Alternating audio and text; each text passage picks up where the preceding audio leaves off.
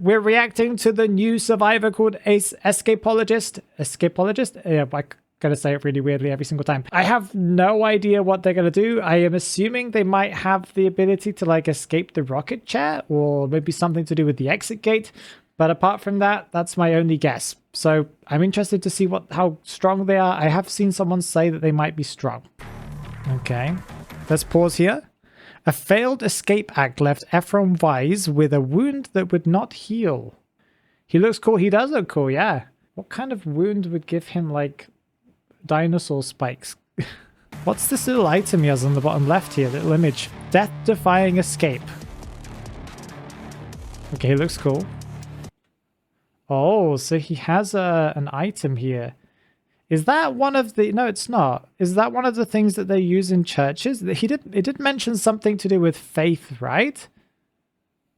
You know, the ones where they add incense. But it's kind of like that, but without any way for the incense to actually leave.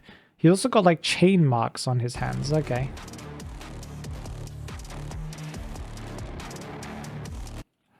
Okay, here we go.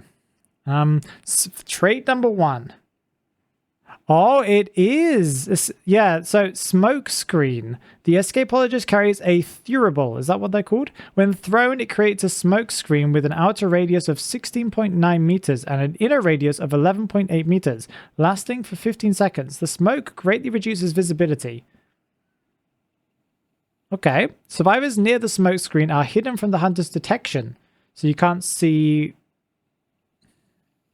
Like they're invisible? Or you can't see auras. Survivors near the smoke screen and some of the hunter's summons and projectiles cannot pass through the smoke, such as Ripper, I guess. 7 seconds after a survivor leaves the smoke screen, their location is exposed. So that suggests that this is quite a powerful ability.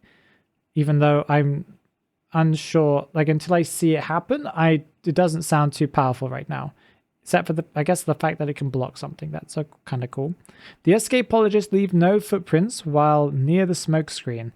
If the escapologist and the hunter are near the smoke screen, the location of escapologist is revealed to the hunter. So that suggests it's really powerful. Okay.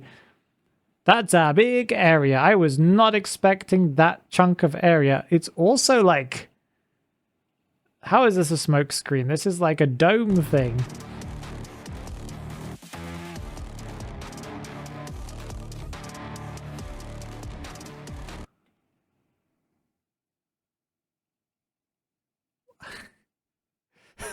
What? What is this? Wait, so he can see the survivor inside it then, right? If you're standing in the middle. Weird. But you can't see them outside of it. Okay. Oh, so you get a notification. Oh, you don't see aura, you see notification. That's probably worse, actually. That's interesting. Yeah, okay. Yeah, when you walk through it, I would like to see more perspectives of being inside it. Is this the same thing? It's the same ability, yeah.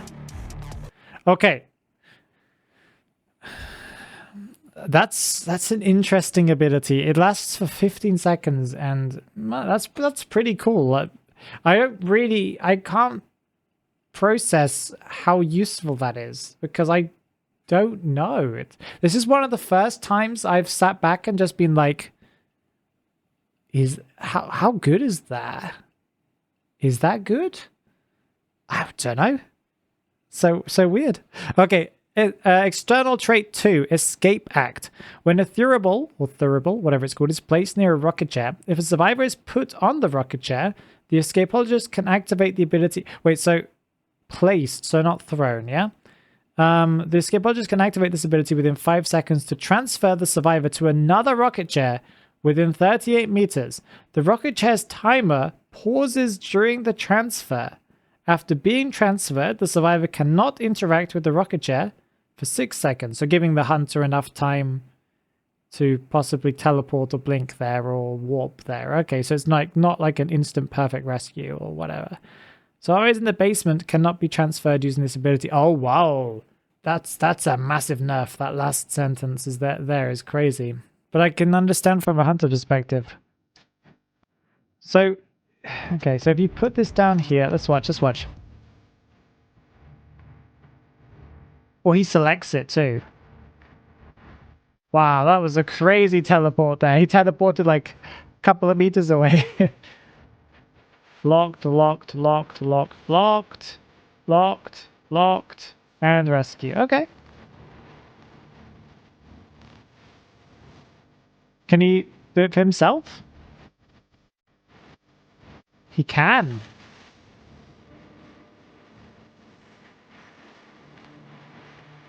Okay, whoa, okay, we're going to... He has a third ability. That already felt pretty decent. That's honestly more than a lot of survivors have. Okay, the first time the Escapologist takes damage equal to or greater than one normal attack, his Thurible protects him. Is it sentient? Blocking the damage and instantly moving him forward a short distance.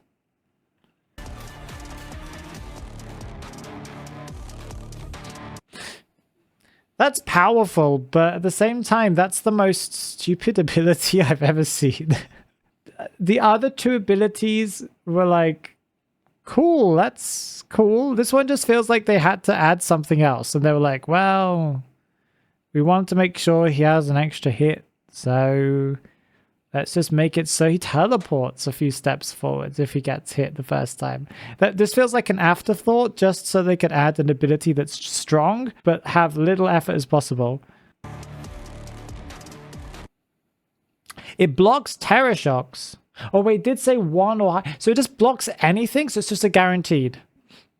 No, it doesn't block chip hits, though, yes? So, So it just blocks a terror shock. That's crazy. Here's another one. Okay, if you say so.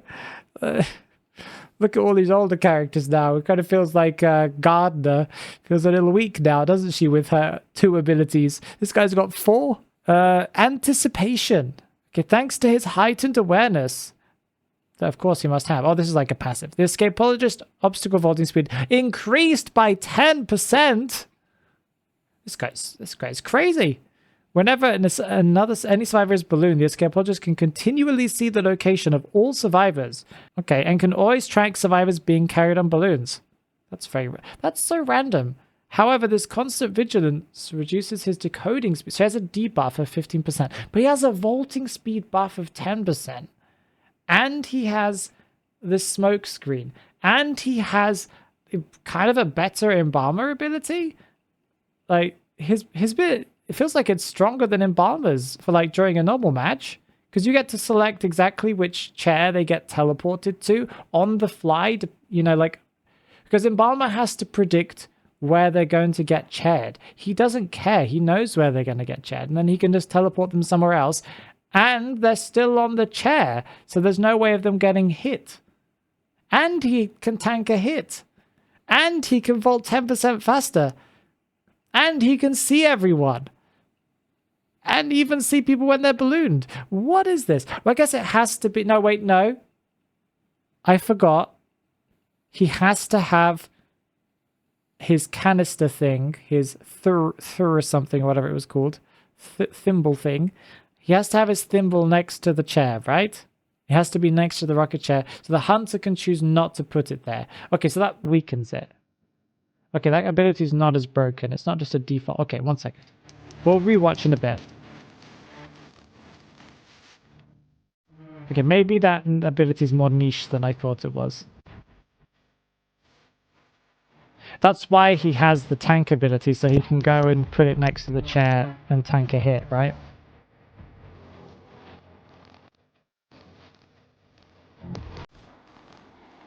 Why would the bonbons doing there?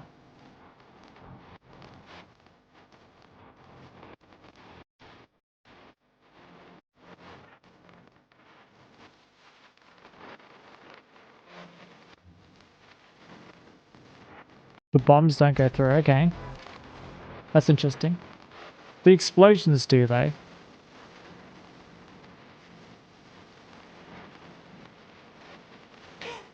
Poor Bonbon's got the tough treatment here. Yes, it has to have the little egg canister thing next to him.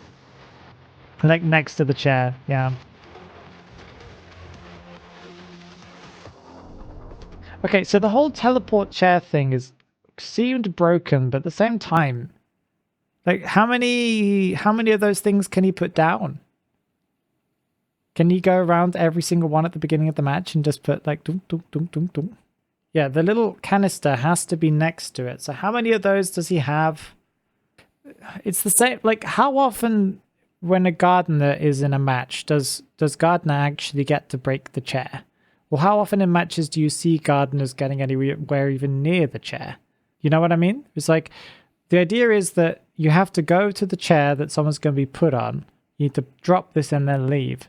How often do you even see gardeners going near rocket chairs that people are going to be put on? Sometimes, but it's not every gardener match. Most of the time, gardener is going to do her own stuff. She's decoding, right? It's hard to camping hunters mostly, but at the same time, it doesn't though, Haru, because like how often is this going to happen? For this ability to activate, the guy has to be like following behind the person who's going to be chaired.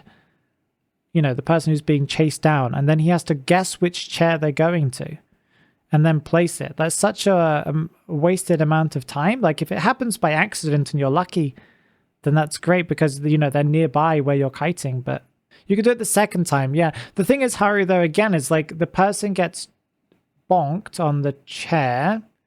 Let's say, you know, you rescue with Titanner, or you don't rescue with Titanner. You will rescue with Titanner, right? If you put the little thing next to the chair, is the hunter going to come back to the same chair? Is this thing the same ability as the one where you throw? Like, so many questions I have. Is this a separate placement ability than the throw? Can you throw it from a distance next to a rocket chair, and if it's in the radius of a rocket chair, it counts? Or is it like you have to go to the rocket chair with like Gardener would? I think they did that on purpose. I think they like to do these things where it's like unclear how things completely work. Very, very interesting. I think he's going to be very strong just because of this ability of being able to tank. This ability over here of the protection, wherever it was. The big smoke bomb thing is insane. I don't know how strong this is. I don't know how useful this is. It's definitely annoying for a hunter, and it's gonna make kites longer, so that's a strong ability, I would say. This thing is the only one that I'm very unsure about. Like, how often is this going to be valuable? We don't know. How limited is this teleport? Is it only the ones within a certain radius? Yeah, survive to another rocket chair within 38 meters. It's not any rocket chair on the map. It's a rocket chair within a certain radius. Camping hunters will camp regardless. It's a 6-second thing. You can walk there in 6 seconds. For some hunters, you can get there in much faster time. I'm not sure. This is like, okay.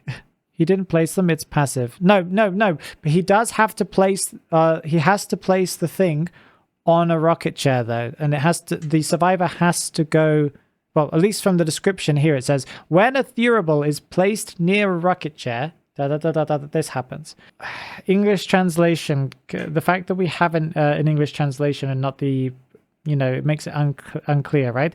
It says on the rocket chair. So that would suggests the one that we're talking about before. There would be the rocket chair that has a thurible placed next to it.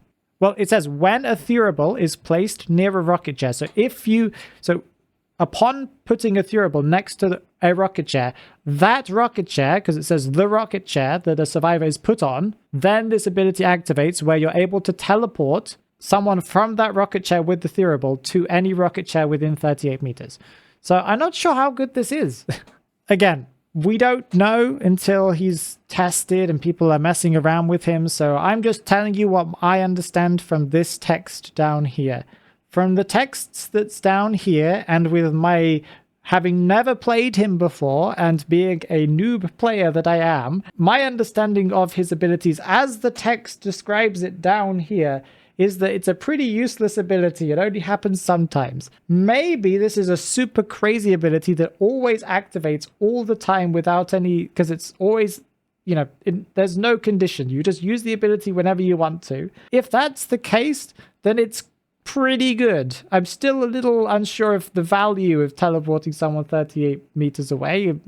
It's valuable within a certain limit. The hunter still can get there before you're able to rescue because there's a lock period. But still, you know, that's way more valuable. But if you have to manually go and place something next to a predicted chair, I think that will only ever happen once in a blue moon. Unless I'm missing something super...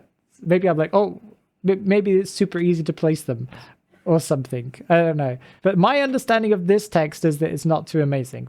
Like, it's good if you have a really coordinated team and you can plan something. Like, if you could set up something with like a priestess, that would be really, really cool. I think we're done with all of that.